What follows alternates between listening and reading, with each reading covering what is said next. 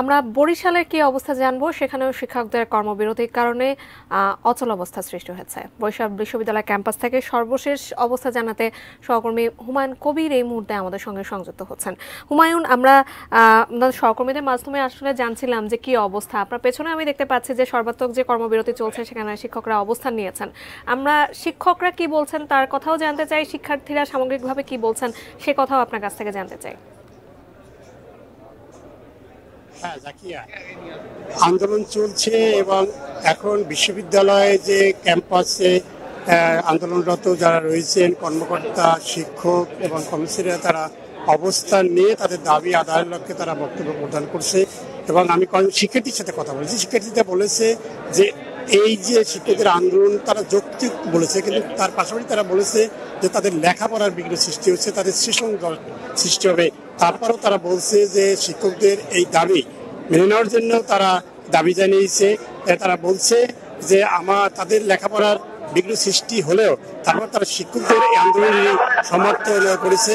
এবং আমি এখন এই যে সেই আন্দোলনরত শিক্ষক যারা রয়েছে, আমি শিক্ষক সমিতির যে সভাপতি রয়েছে তার সাথে আমি কথা বলবো এই আন্দোলনের বিষয়। আপনারা আন্দোলন করছেন, আপনাদের আন্দোলনের যৌক্তিকতা কি এবং আন্দোলন আপনারা কতদিন চালাবেন, যেহেতু শিক্ষার্থীদের লেখাপড়ার বিঘ্ন সৃষ্টি হচ্ছে, এটা কিভাবে দেখছেন? আমাদের আন্দোলনের যৌক্তিকতার বিষয়ে বাংলাদেশ বিশ্ববিদ্যালয় শিক্ষক সমিতি ফেডারেশন সাংবাদিক সম্মেলনের মাধ্যমে তুলে ধরেছে। আমরাও আমাদের বিভিন্ন লেখনের মাধ্যমে এবং বিভিন্ন বক্তব্যের মাধ্যমে আমরা সেটা তুলে ধরছি। আপনারা জানেন গতকালকে প্রথম আলোতে একটি রিপোর্ট প্রকাশিত হয়েছে, সেখানে বৈষম্যের বিষয়টি তারা তুলে ধরেছেন। আমি আবারও বলতে চাই, বৈষম্যগুলো কোথায়? বর্তমান বিদ্যমান সাধারণ পেনশন নীতিমালায় সেখানে একজন ব্যক্তিকে তার বেতন থেকে 10% কাটতে হয় না, সে এমনিতেই পেনশন পান, কিন্তু এই প্রত্যয় স্কিমে আমাদেরকে বেতন কাটতে হবে।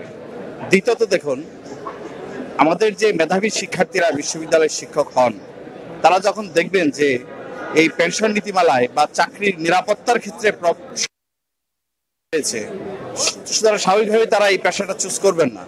এরপরে দেখুন, এখানে বলা হয়েছে 65-60 বছর বয়স পর্যন্ত আমাকে টাকা কাটতে হবে এবং 60 বছর বয়স থেকে আমি পেনশন পাবো প্রত্যয় স্কিমে।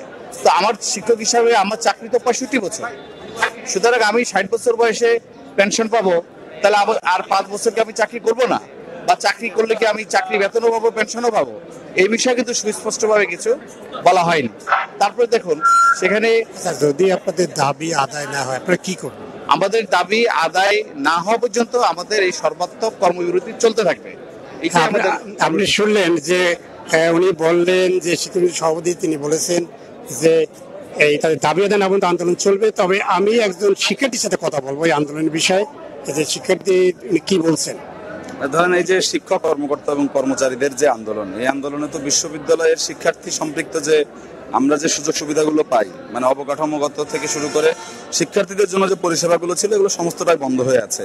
আমাদের ক্লাস চলছে না, আমাদের ল্যাব হচ্ছে না, পরীক্ষা হচ্ছে না। ফলে এই অবস্থায় আসলে বিশ্ববিদ্যালয়ের স্বাস্থ্যের জন্য এটা ভালো হচ্ছে না। শিক্ষার্থীরা আসলে প্রচন্ড ভোগান্তির মধ্যে আছে। আপনারা জানেন যে আমাদের বিশ্ববিদ্যালয়ের শিক্ষার্থীরা আসলে সেশন জট সহ আসলে নানা সমস্যা একদম ভয়ানক মাত্রায় জর্জরিত। ফলে আমরা মনে করি যে অতি দ্রুত এই সমস্যার সমাধান করে শিক্ষার্থীদেরকে ক্লাসে ফেরার সুযোগ করে দিয়ে আমাদের যে শিক্ষা জীবন, এটাকে নিরবিচ্ছিন্ন এবং নির্বিঘ্ন করা উচিত। একজন শিক্ষার্থী উনি বললেন যে তাদের সমস্যা হচ্ছে, সেশন জট হচ্ছে, সুতরাং ওনারা আমাদের দাবি যে এই দাবিটি শিক্ষকদের অবিলম্বে মেনে নেওয়া এবং ইউনিভার্সিটি ক্লাস চলুক, তাহলে তাদের জন্য সুবিধা হবে। এই ছিল আমার কাছে যে পেনশন স্কিম প্রত্যাহারের দাবিতে যে শিক্ষক কর্মকর্তা কর্মচারী আন্দোলন করছে তার সর্বশেষ জাকিয়া।